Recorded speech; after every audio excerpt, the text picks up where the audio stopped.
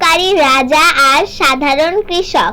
এক দেশে এক রাজা ছিল, কিন্তু তার মনে ছিল প্রচন্ড অহংকার। সে সবসময় ভাবতো, আমি রাজা, আমার মতো ক্ষমতাবান আর কেউই নেই। একদিন রাজা বনে শিকার করতে গেলেন। গরমের দিনে দীর্ঘ সময় ধরে হেঁটে তিনি তৃষ্ণায় ক্লান্ত হয়ে পড়লেন। আশেপাশে কোথাও পানি নেই, রাজ কর্মচারীরাও কাছে নেই। অনেক দূরে তিনি এক সাধারণ কৃষকের কুঁড়েঘর দেখতে পেলেন। কৃষকের ঘরের দরজায় গিয়ে বললেন, হে কৃষক, আমাকে একটু পানি দাও। কৃষক অবাক হয়ে দেখলো তার সামনে দাঁড়িয়ে আছেন এই রাজ্যেরই রাজা। সে দ্রুত কলসি থেকে ঠান্ডা পানি নিয়ে আসলো।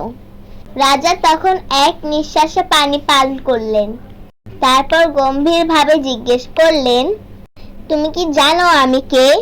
কৃষক তখন আমতা আমতা করে বললেন, হ্যাঁ মহারাজ, আমি জানি, আপনি আমাদের রাজা। তখন রাজা একটু হেসে বললেন, বলো, আমি তোমার কি উপকার করব? কৃষক বিনীতভাবে উত্তর দিল, মহারাজ, আমি আপনার কাছ থেকে কিছুই চাই না।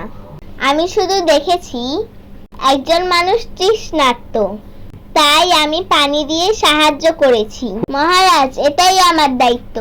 রাজা তখন স্তব্ধ হয়ে গেলেন। তার অহংকার যেন মুহূর্তেই ভেঙে পড়ল। এক ফোঁটা পানির প্রয়োজনেও তিনি একজন সাধারণ কৃষকের কাছে কত অসহায় হয়ে পড়েছেন। সেদিন থেকে রাজা অহংকার ত্যাগ করে বিনয় এবং দাতা হলেন।